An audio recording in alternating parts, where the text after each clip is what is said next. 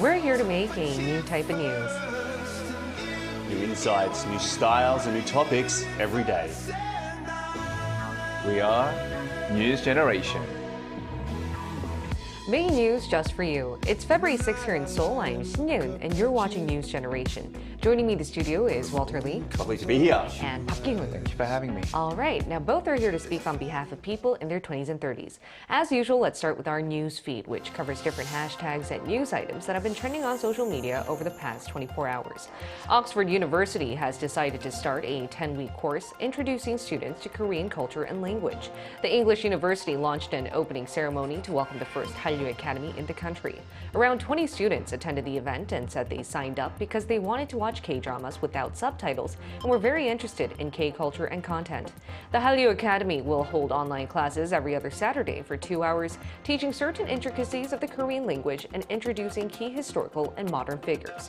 An Indonesian researcher has been accused of leaking data related to its co-developed supersonic fighter jet with Korea dubbed Borame, also known as the KF-21.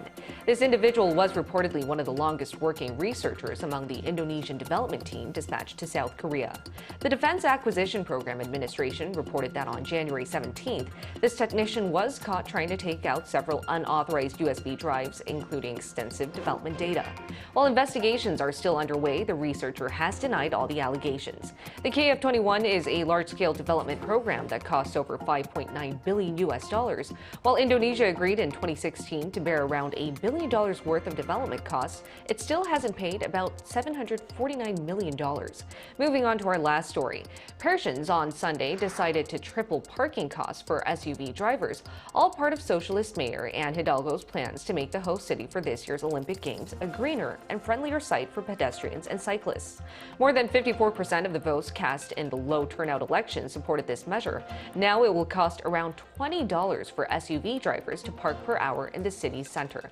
Now, France has long been considered a country of car lovers, home to Renault, Citroën, and Peugeot, but Persian Mayor Hidalgo has long tried to make the city less car-friendly.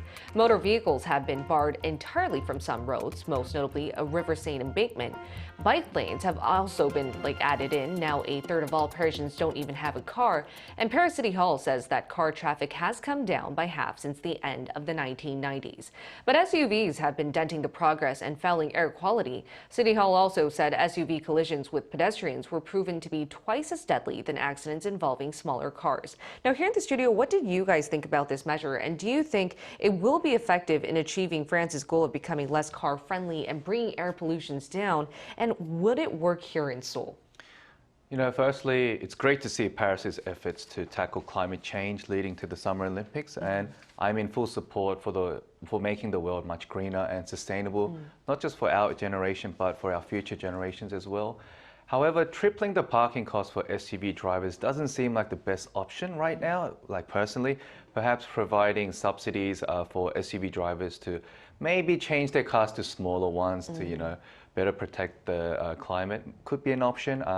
But on the other hand, talking about Seoul, I'm not quite sure this may work in Seoul, as we see so many cars on the streets right now.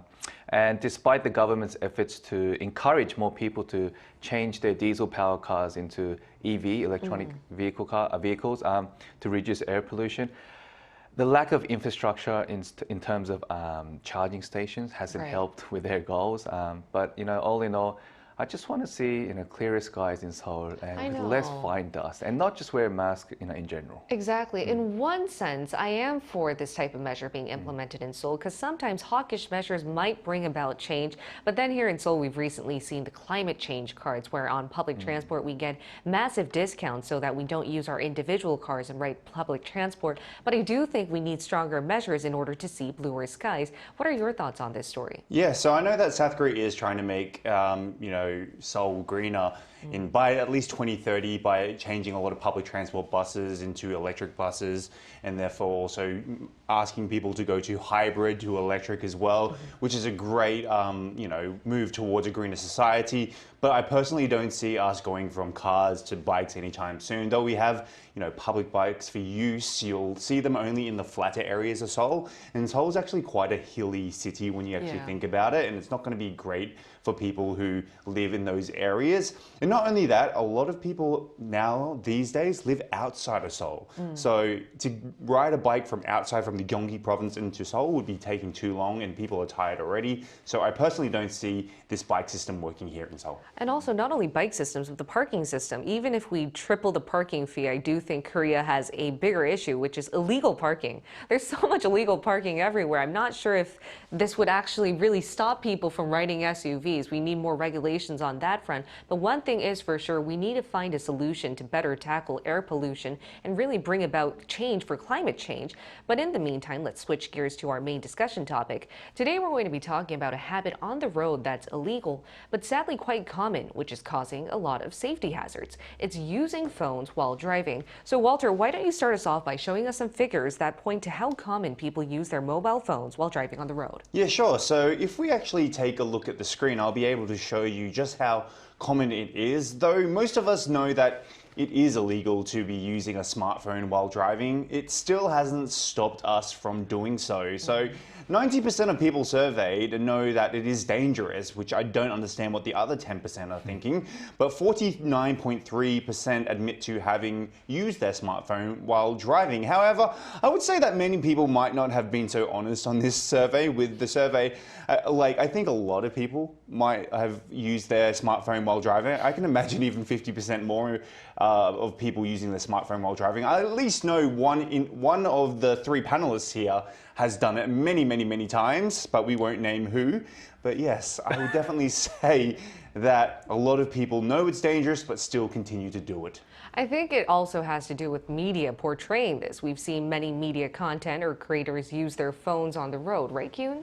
Absolutely. This driving behavior isn't only common among just people in general like us, but also to celebrities, influencers, and content creators who I guess have relatively a bigger influence on society. And a celebrity who appeared on a variety show was aired using his smartphone while driving, like you see on the screen, and it caused a lot of controversy and a lot of discomfort to the viewers. This clearly showed the media's lack of awareness and insensitivity. Insensitivity. Yeah.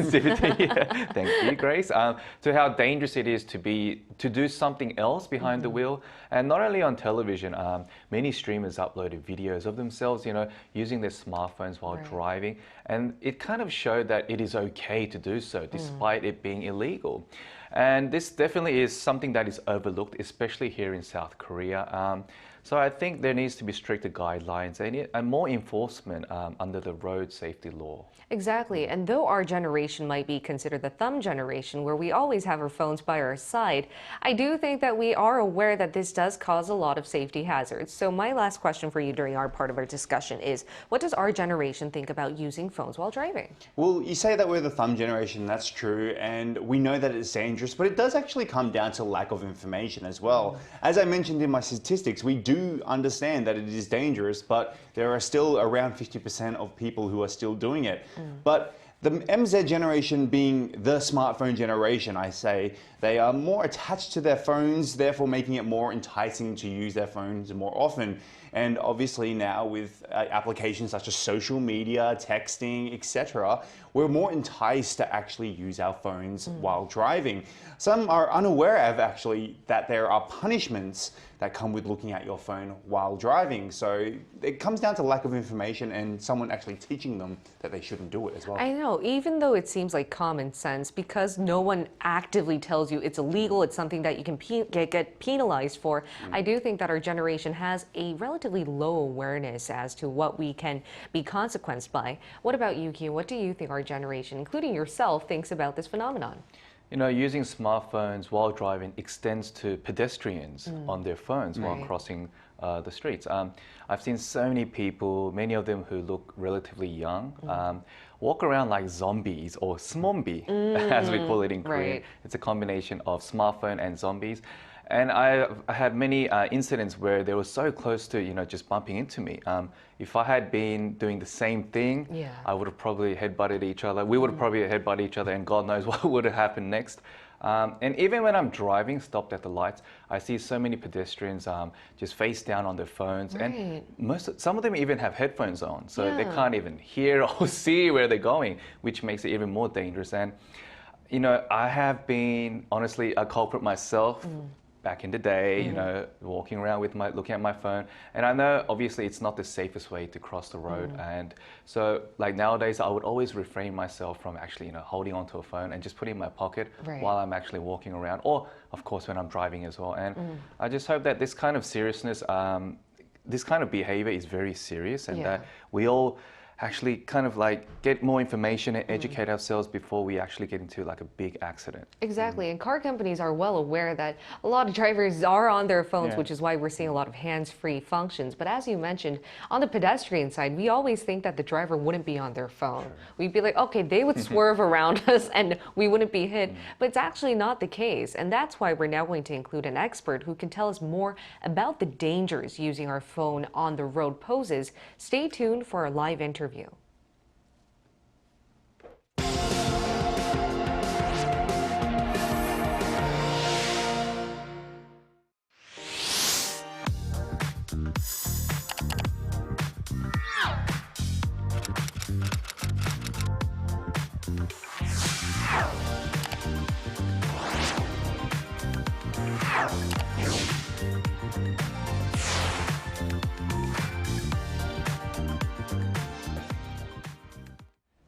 We're now going to include an invited professor from KAIST GCC. It's Moon Young-jun. Dr. Moon was the former chief director of the Department of National Transport Technology R&D in the Korea Transport Institute. He also has a doctoral degree of transportation engineering. So welcome, Professor Moon. Hi, how are you? All right, Professor Moon, we've just been talking about the phenomena of our generation often using phones on the road, but could you tell us exactly how dangerous this is? Yes, we have no doubt or no surprise that there are many dangers of using mobile phone while driving, as you already discussed before. And this is because using mobile phone requires attention from your eyes, brain, and your hands, which come up with a loss of your senses. Some of the major dangers of using mobile phones while driving may include some of the three factors. We have the decreased perception reaction time, which is one of the most important factor for keeping your safety on driving. And the second one is reduced awareness of surroundings. And the third one is comprised judgment of distance and road conditions. So some research, they also demonstrate that a person using their mobile phone while driving quadruples their probability of a collision. This is not only the frightening statistics for the driver, but also for pedestrians and other drivers that actively comply with some road and traffic laws and the regulations.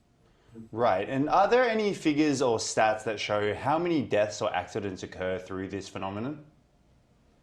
Oh, yes, according to the report from the Road Safety Authority in 2022, as a result of a traffic accident, there have been more than 2,700 road deaths, among over 280,000 injuries caused by approximately 200,000 number of accidents in Korea in the 2022. An academic survey shows it is expected in general more than 90% of the accident could be reported by the human errors. Okay? So among those statistics, it's not fixed yet, but approximately 30% could be caused by the using mobile phone while driving, which come up with in a case over almost 55,000 accidents among 200,000 total numbers, which is a really frightening the statistics. This number is a little bit some staggering, but anyway, there is the consensus with all of us. We can contribute to the lessening the dangers using mobile phone while driving, typically for younger generation. Yeah, they are worrying numbers indeed, Mr. Moon. How does South Korea penalize, regulate this? Compared to other parts of the world, do you think South Korea has strong regulations? Yes, the using mobile phone while driving is, yes, definitely illegal across all the cities and provinces in Korea, and this is strictly enforced. if you are caught using mobile phone while driving, you can be sure you will be caught with a fine, okay? No matter where you are. But the amount of fine is only 70,000 or 80,000 won with 50 penalty point, with demerit point, which is not the hefty, but just merely small. I believe comparing the other countries, I've already known, for example, in LA, USA, you have to pay more than 230 US dollar, including some taxes, okay, based on the fine is only the 160 US dollar. In Australia, for example, in Sydney, Queensland, the fine is about, I heard, the 1,000 Australian dollar with some the demerit points too. So I strongly recommend, the government should make our fine system the more than triple or quadruple, or some much more than as it is at now in Korea. This I believe this arouse people's consciousness or attention to how to save the people killed on road caused by the human errors using mobile phone whilst driving. Exactly. If we see more aggressive measures on this front, hopefully people's awareness towards how dangerous this phenomenon could be to not only themselves but to other pedestrians will be erased. Thank you so much, Professor Moon. It was a pleasure talking to you today. Okay, thank you for inviting me. Thank you. All right. And as Professor Moon mentioned, hopefully we'll see South Korea implement stronger measures to prevent any accidents or deaths from using phones while driving. So how are other parts of the world trying to stop people from doing such? Like, for instance, in Australia, where you guys are from, and as the professor mentioned, there seems to be way stronger measures as to stopping people from using their phones on the road. Would you like to elaborate on this? Yeah, Australia in general has a lot stronger regulations when it comes to any sort of illegal activity on the road. They enforce very harsh fines plus demerit points. Now, they've gone through the remarkable effort to stop people looking at their phones by installing highway cameras that actually look down onto you and sense whether you have both hands on the wheel or if there is a phone within your hand.